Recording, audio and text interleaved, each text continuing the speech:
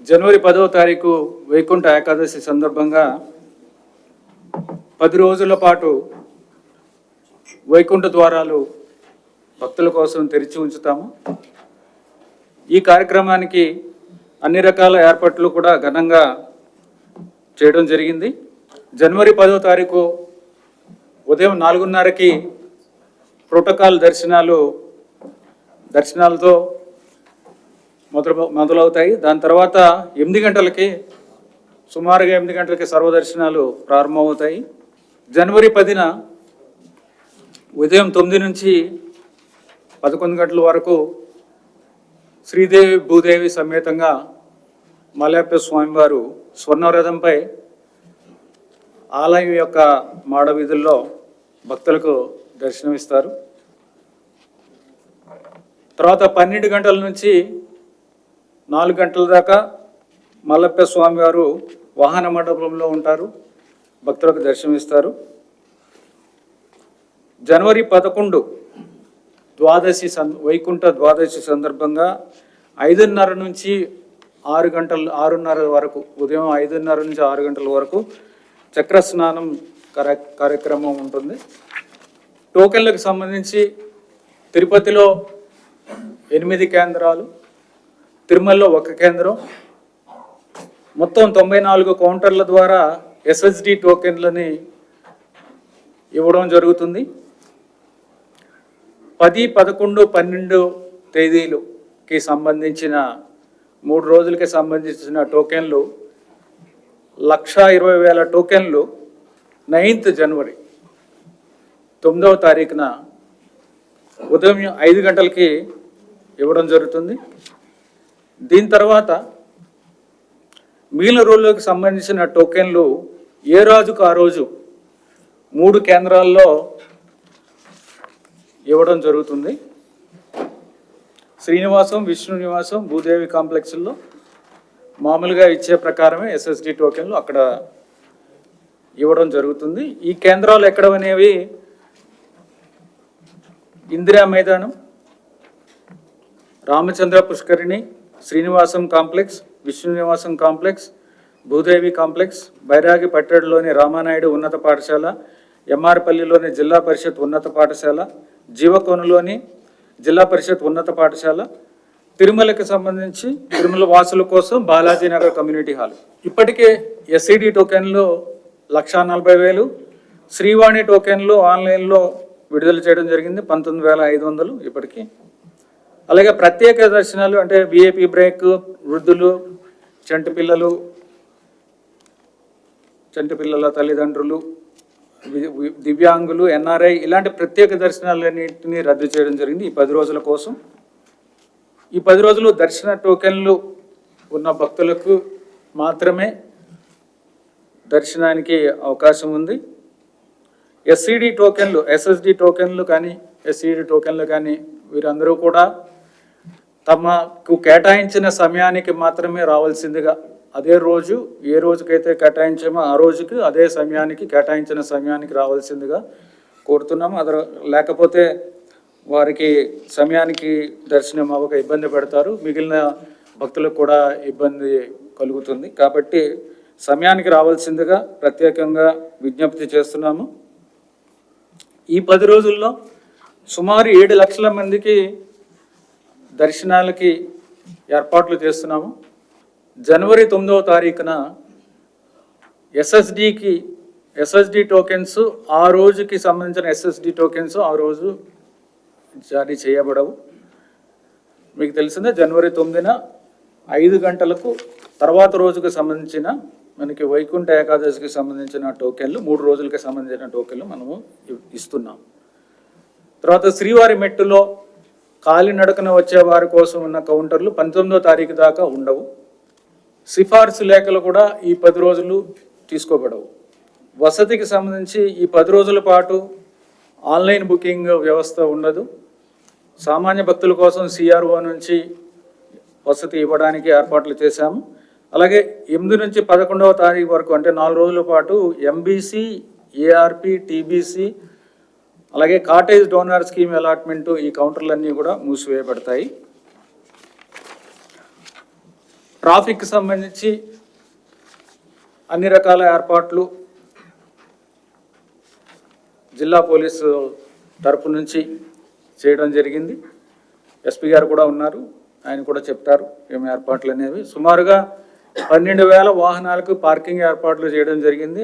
MBC, outer ring road, RBGH area, Parakamani Bhavan సమీపంలోని parking స్థలాలు ఏర్పాటు చేయడం జరిగింది. అలాగే శ్రీవారి బ్రహ్మోత్సవాలు సమయంలో గరుడ వాహన సేవ రోజు మనకి విఐపి వాహనాలు ఏ విధంగా అయితే రామ్ బగీచా రోడ్డు దగ్గర, మెయిన్ రోడ్డు దగ్గర వరకు చేస్తున్నాము విఐపి వాహనాలకి సంబంధించి.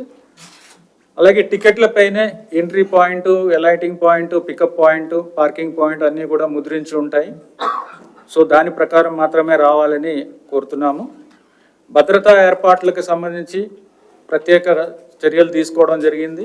ఎందుకంటే తిరుపతిలో ఉన్న 8 కౌంటర్లో చాలా ఎక్కువ మంది భక్తులు వచ్చి టికెట్స్ తీసుకోవడానికి ప్రయత్నిస్తారు. కాబట్టి సుమారుగా 3,000 మంది పోలీసు సిబ్బంది, 1,500 మంది విజిలెన్స్ సిబ్బంది ప్రత్యేకంగా సెక్యూరిటీ భద్రత గురించి ప్రత్యేకమైన ఏర్పాట్లు చేస్తున్నారు. అలాగే సీసీ కెమెరాలు 2,770 సీసీ కెమెరాలు, తర్వాత ఈ కౌంటర్లకి సంబంధించి 50 సీసీ కెమెరాలను కూడా ప్రత్యేకంగా ఏర్పాటు చేయడం జరుగుతుంది. అన్నప్రసాదాలకు సంబంధించి సమయం కూడా 6 గంటల నుంచి 12 గంటల, ఉదయం 6 నుంచి రాత్రి 12 గంటల దాకా కూడా అన్నప్రసాదాలకి ఇవ్వడానికి, మంచినీరు సౌకర్యం, మంచినీరు ఇవన్నీ ఇవ్వడానికి కూడా ప్రత్యేకమైన ఏర్పాట్లు కూడా చేయడం జరిగింది. అలంకరణకి సంబంధించి విద్యుత్ దీపాలంకరణ, అలాగే పుష్పాలంకరణ ఇవన్నీ కూడా ప్రత్యేక శ్రద్ధ వహించి చేస్తున్నాము. మైసూరు దసరా ఉత్సవాల్లో ఇప్పుడు చేసే ఎక్స్పర్ట్స్ ఎవరైతే ఉన్నారో వారి ద్వారా ఈ అలంకరణ ఈసారి చేస్తున్నాము. అలాగే క్యూ లైన్ల నిర్వహణకు, అలాగే వివిధ సేవలు అందించడానికి శ్రీవారి సేవకులు 3,000 మంది, అలాగే ఎన్సిసి, స్కౌట్స్, గైడ్స్ వారి సేవలను కూడా ఉపయోగించుకుంటున్నాం. పారిశుద్ధ్యానికి సంబంధించి 2,082 మంది మామూలుగా ఉపయోగిస్తున్న వారితో పాటు సుమారుగా 150 మందిని కూడా అదనంగా ఉపయోగిస్తున్నాము. అలాగే ఎప్పటికప్పుడు చెత్త తొలగించడం, అలాగనే రోడ్లన్నీ కూడా పరిశుభ్రంగా ఉంచడానికి అన్ని రకాల చర్యలు కూడా తీసుకోవడం జరిగింది. అలాగే టీటీడీ సమాచార కేంద్రాలు, RTC bus stand, railway station, SUBC channels, SUBC radio, all India radio, TTD websites, TTD social media, TTD broadcasting విభాగం ద్వారా విస్తృతంగా ప్రచారం చేయడం జరిగింది. భక్తులకు సమాచారం కోసం, ముఖ్యంగా భక్తులకు సమాచారం తెలిపేందుకు వీలుగా సూచిక బోర్డులు కూడా ఏర్పాటు చేయడం జరిగింది. అలాగే భక్తుల సౌకర్యం కోసం ఈ లొకేషన్ మ్యాప్స్, రోడ్ మ్యాప్స్ కూడా ఎస్ఎస్డి టోకెన్లు జారీ చేసే కేంద్రాల దగ్గర ఏర్పాటు చేయడం జరిగింది. మహాకుంభమేళకు సంబంధించి టీటీడీ కొన్ని ఏర్పాట్లు చేస్తుంది. ఉత్తరప్రదేశ్లోని ప్రయాగ్రాజ్ అంటే అలహాబాద్ దగ్గర జనవరి 13 నుంచి ఫిబ్రవరి 26 వరకు మహాకుంభమేళ జరుగుతుంది. ఈ కుంభమేళ కార్యక్రమంలో టీటీడీ కూడా పాల్గొంటుంది. ఈ కార్యక్రమానికి, ఈ మహాకుంభమేళ కార్యక్రమానికి దేశవ్యాప్తంగా కోట్ల మంది భక్తులు వస్తారు. హిందూ ధర్మ ప్రచార పరిషత్ కార్యక్రమాల్లో భాగంగా ఇక్కడ శ్రీవారి నమూనా ఆలయాన్ని కూడా ఏర్పాటు చేయడం జరుగుతుంది.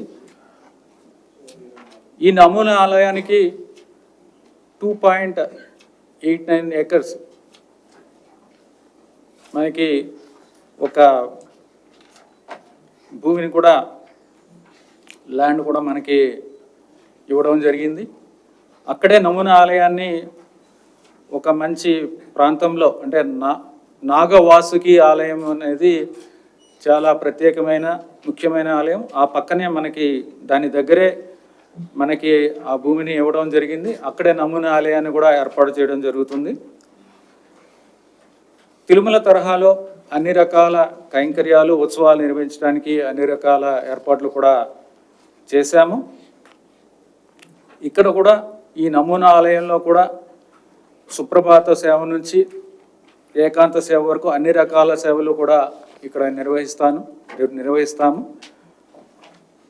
కోట్ల మంది భక్తులు, ముఖ్యంగా ఉత్తరాదికి సంబంధించిన భక్తులు తిరుమలలో ఏ విధంగా అయితే కార్యక్రమాలు జరుగుతున్నాయో అదేవిధంగా అక్కడ స్వామివారి కార్యక్రమాలని చూసుకొని స్వామివారిని దర్శించుకోవడానికి అవకాశం ఉంది.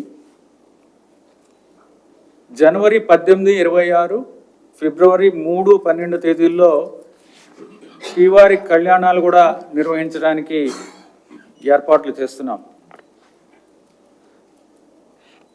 ఈ కార్యక్రమాలు ఆలయ నిర్వహణ, భక్తుల సౌకర్యాలు కల్పించడానికి టీటీడీ సిబ్బందిని కూడా, టీటీడీ నుంచి అర్చక స్వాములు, వేద పండితులు, వివిధ విభాగాల నుంచి సిబ్బంది కూడా వాళ్ళకి డ్యూటీస్ కూడా వేయడం జరిగింది.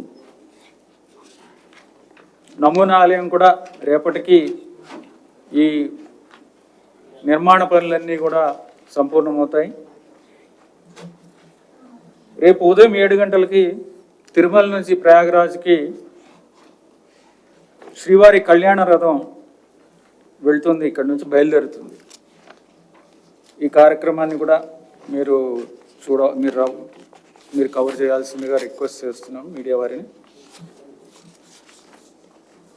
ఈ 2 ముఖ్యమైన కార్యక్రమాలకు సంబంధించిన వివరాలు తెలియజేశాం.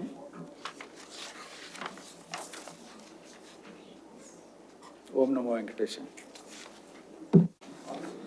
గౌరవ ఈవో గారికి, అడిషనల్ ఈవో గారికి, CVSO and JEO, Vaikuntha Ekadashi సందర్భంగా పోలీస్ పరంగా సాధారణ భక్తులకు ఎటువంటి ఇబ్బంది లేకుండా వారికి సులభతరంగా దర్శనాన్ని కల్పించే దాంట్లో భాగంగా వస్తున్న అనేక మంది వివిఐపీలు వీళ్ళు వస్తున్నారు కాబట్టి వారికి ఎటువంటి సెక్యూరిటీ ఇష్యూస్ కూడా లేకుండా ఈసారి సమన్వయంతో ప్లాన్ చేయడం జరిగింది.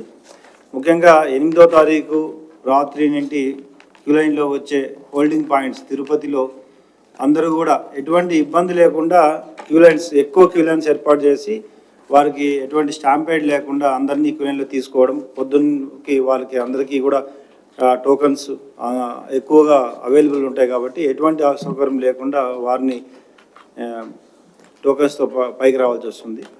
ఎవరైతే టోకన్స్ లేదా టికెట్స్ ఉంటాయో వారు మాత్రమే ఎక్కువగా దర్శనం చేసుకునే అవకాశం ఉంటుంది కాబట్టి మళ్ళీ పైకి వచ్చిన తర్వాత 9వ తారీఖు ఉదయం నుండి నెక్స్ట్ 2-3 డేస్ ఇక్కడ తిరుమలలో వచ్చే అన్ని వెహికల్స్ కూడా ప్రాపర్ పార్కింగ్ ఫెసిలిటీస్ మన గడోత్సవం మాదిరి అన్నీ కూడా చర్యలు తీసుకోవడం జరిగింది.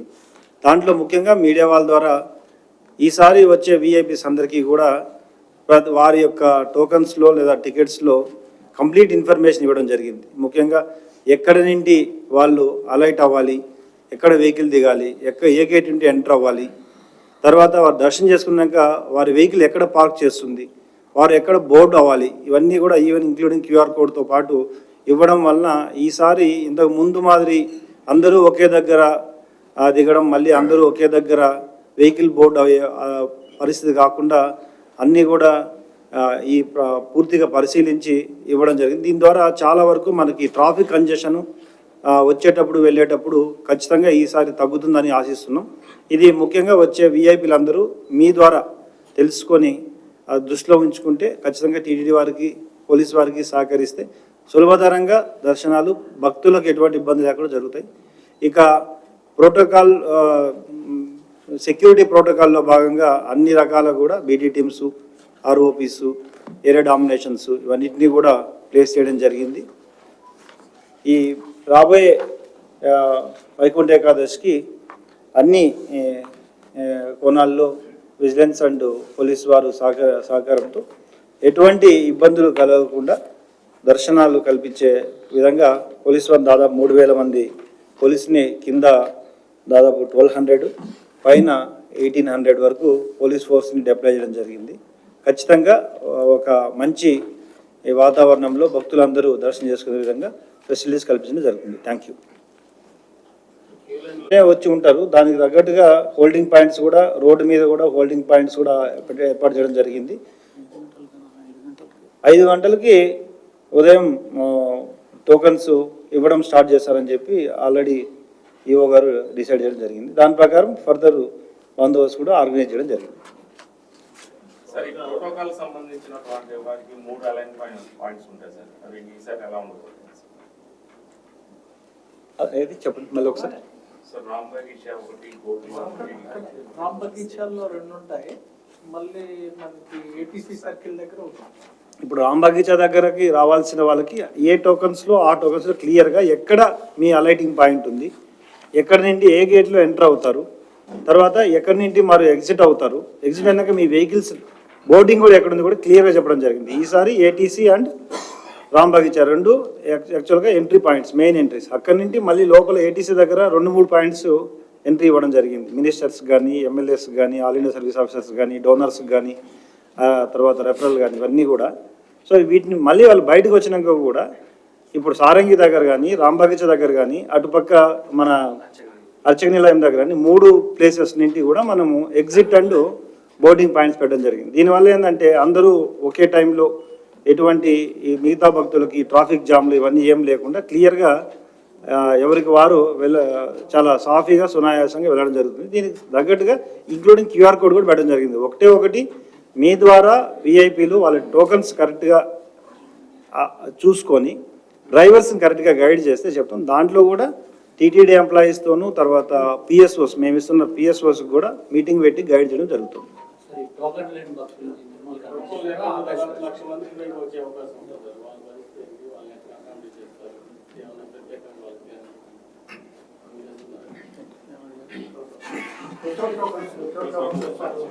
టోకన్స్ కన్నా లేని వాళ్ళు ఎక్కువ వస్తారు ఆ రోజు. సాధ్యమైన టోకెన్ లేని వాళ్ళకి దర్శనం మాత్రం ఉండదు. మిగిలినవి ఎప్పుడు ఎలా జరుగుతున్నాయో ప్రతి సంవత్సరం అలాగే ఉంటుంది. దాంట్లో ఏమీ ప్రత్యేకమైన చర్యలు లేవు.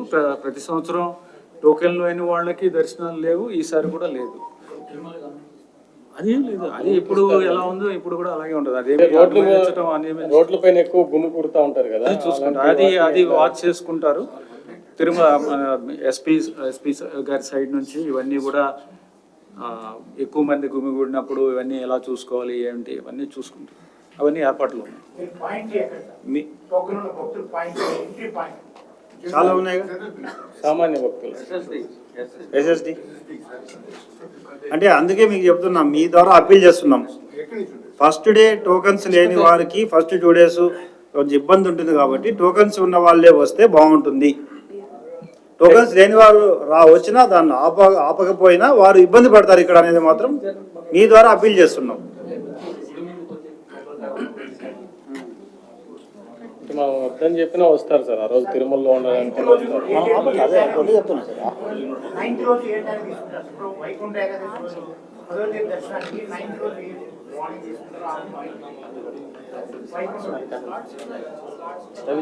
రిపోర్ట్ చేయాలి కూడా మనం స్పెసిఫిక్ కానీ సెకండ్ రోజు కానీ స్లాట్స్ ఇచ్చాం.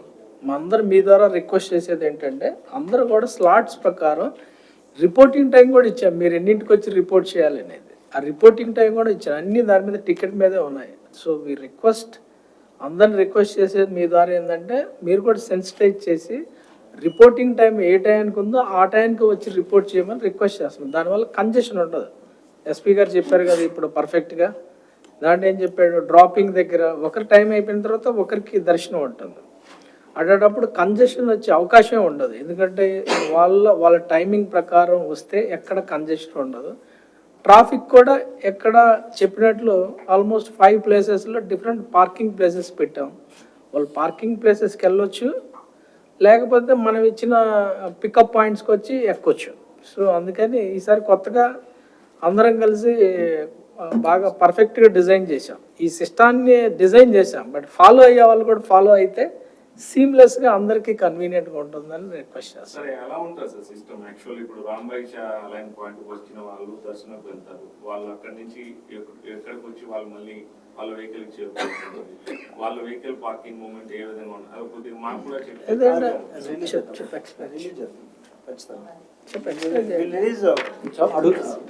రామ్ బగీచా మెయిన్ గేట్ నుంచి లోపలికి వస్తారు. వచ్చిన తర్వాత మనకి ఆ మండపం ఉంది కదా, మండపం దగ్గర యూ టర్న్ దగ్గర డ్రాప్ అవుతారు. తర్వాత నెక్స్ట్ రోడ్లో ఉంచి బయటకు వెళ్ళిపోద్ది వెహికల్. తర్వాత రామ్ బగీచా బస్ స్టాండ్లోకి వెహికల్ వెళ్ళిపోద్ది. అక్కడ కూడా డిమార్కెట్ చేసాం. అక్కడ కూడా వివిఐపీలకి సపరేట్ పార్కింగ్ చేసాం. మిగతా వాళ్ళకి చైర్మన్ కానీ మెంబర్స్ కానీ మిగతా వాళ్ళకి సపరేట్గా ఇంకొక సైడ్ మార్కింగ్ చేసాం. అక్కడ కూడా పార్కింగ్లో కూడా కేటగరైజ్ చేసాం వాళ్ళ పార్కింగ్. ఎందుకంటే ముందు పోయిన వాళ్ళు ముందు దర్శనం చేసుకొని వస్తారు. ఆబ్వియస్గా వాళ్ళ వెహికల్స్ కూడా అలానే ఫాస్ట్గా వచ్చి వాళ్ళని పిక్ చేసుకోవాలి. అందుకని పార్కింగ్లో కూడా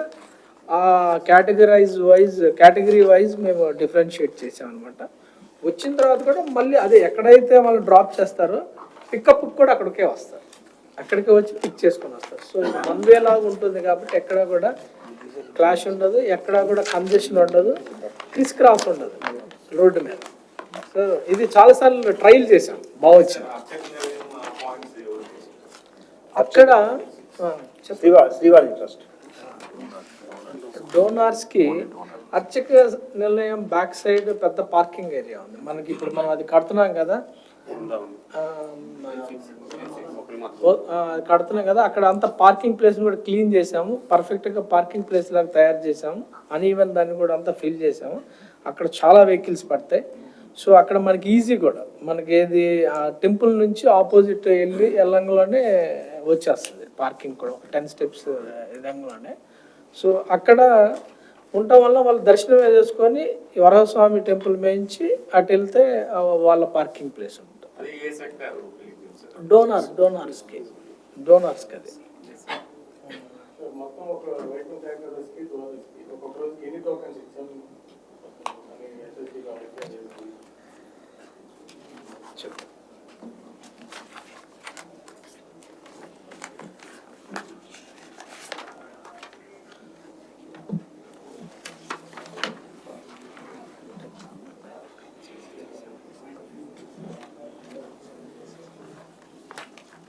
మొత్తము ఈ 10 రోజులకి 7 లక్షల మందికి దర్శనాలకి ప్లాన్ చేసాము. దాంట్లో ఎస్ఎస్డి టోకెన్సే 4,32,000 మందికి ఎస్ఎస్డి టోకెన్లు ఇవ్వడం జరుగుతుంది ఈ 10 రోజులకు గాను.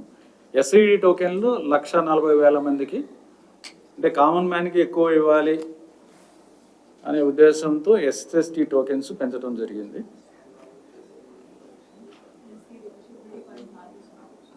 1,40,000 ఎస్ఈడి టోకెన్స్, ఎస్ఎస్డి 4,32,000 2,050. తర్వాత శ్రీవాణి 19,500,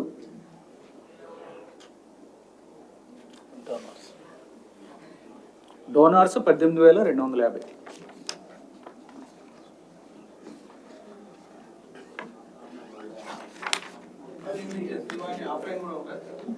ఆఫ్లైన్ ఉండదు, ఆన్లైన్ అయిపోయినాయి ఆల్రెడీ ఇచ్చేసాం కదా. 23, 24 ఎస్ఈడి ఎస్ఎస్డి ఆల్రెడీ అన్నీ అయిపోయాయి. శ్రీవాణి ఆఫ్లైన్ లేదు, ఆల్రెడీ ముందే చెప్పాము, ముందే అనౌన్స్ చేసి. హెచ్ఎంపీవీ వైరస్ సంబంధించి భక్తులకు ఎలాంటి సూచనలు? స్టేట్ గవర్నమెంట్ ఏమి ఇప్పుడు దాకా ఏమి రాలేదు, ఏమి గైడ్లైన్స్ లేవు, ఏమి అలర్ట్ కూడా రాలేదు. వస్తే అప్పుడు చూస్తాం. రైట్ అండి, థ్యాంక్ యూ.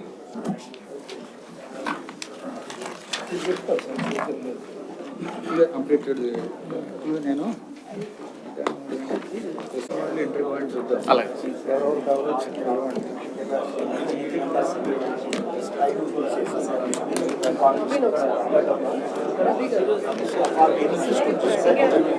Social media